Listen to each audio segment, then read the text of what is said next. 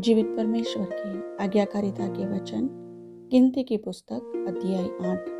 फिर यहोवा ने मूसा से कहा, हारून को समझाकर यह कहा कि जब जब तू दीपकों को जलाए तब तब सातों दीपक का प्रकाश दीवट के सामने हो।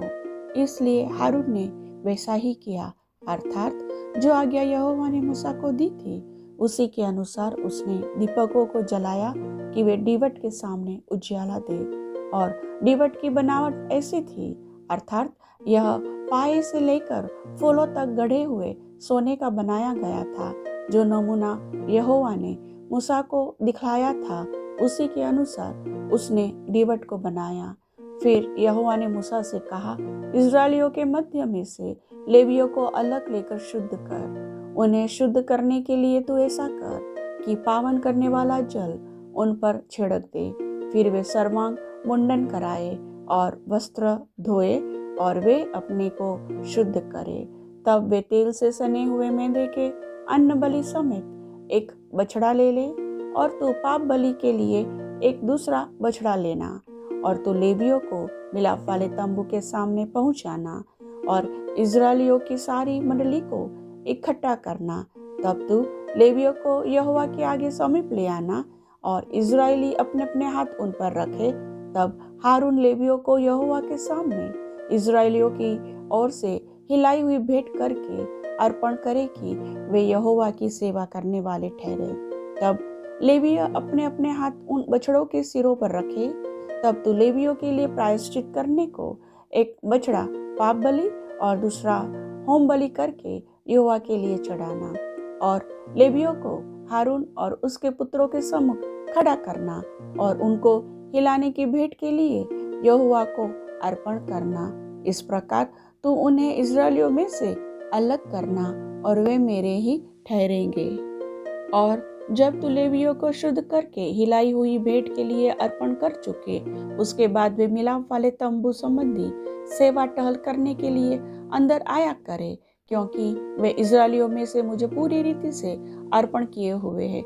मैंने उनको सब इस्राएलियों में से एक एक स्त्री के पहलौठे के बदले अपना कर लिया है। इस्राएलियों के पहलौठे चाहे मनुष्य के हो चाहे पशु के, सब मेरे हैं, क्योंकि मैंने उन्हें उस समय अपने लिए पवित्र ठहराया जब मैंने मिस्र देश के सब पहलौठों को मार डाला। और मैंने इस्राएलियों के सब पहलौठों के बदले लेवियों को लिया है।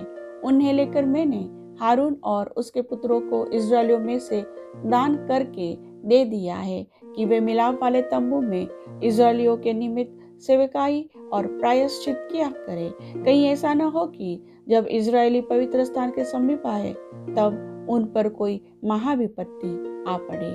लेवियों के विषय यहोवा की यह आज्ञा पाकर मूसा और हारून और इस्राएलियों की सारी मंडली ने उनके साथ ठीक वैसा ही किया। लेवियों ने तो अपने को पाप से शुद्ध किया और अपने वस्त्रों को धो डाला, और हारून ने उन्हें यहोवा के सामने हिलाई हुई भेंट के निमित्त अर्पण किया और उन्हें शुद्ध करने को उनके लिए प्रायश्चित भी किया। और उसके बाद लेवीय हारून और उसके पुत्रों के सामने मिलाप वाले तंबू में अपनी अपनी सेवकाई करने को गए, और जो आज्ञा यहोवा ने मूसा को लेवियों के विषय में दी थी उसी के अनुसार वे उनसे व्यवहार करने लगे। फिर यहोवा ने मूसा से कहा, जो लेवियों को करना है वह यह है कि 25 वर्ष की आयु से लेकर उससे अधिक आयु में वे मिलाप वाले तंबू संबंधी काम करने के लिए भीतर उपस्थित हुआ करे। और जब 50 वर्ष के हो तो फिर उस सेवा के लिए न आए और न काम करे, परंतु वे अपने भाई बंधुओं के साथ मिलाप वाले तंबू के पास रक्षा का काम किया करे और किसी प्रकार की सेवकाई न करे। लेवियों को जो जो काम सौंपे जाए उनके विषय तो उनसे ऐसा ही करना। प्रभु वचन सुनने वाले सभी भाई बहनों को आशीष दे। आमीन।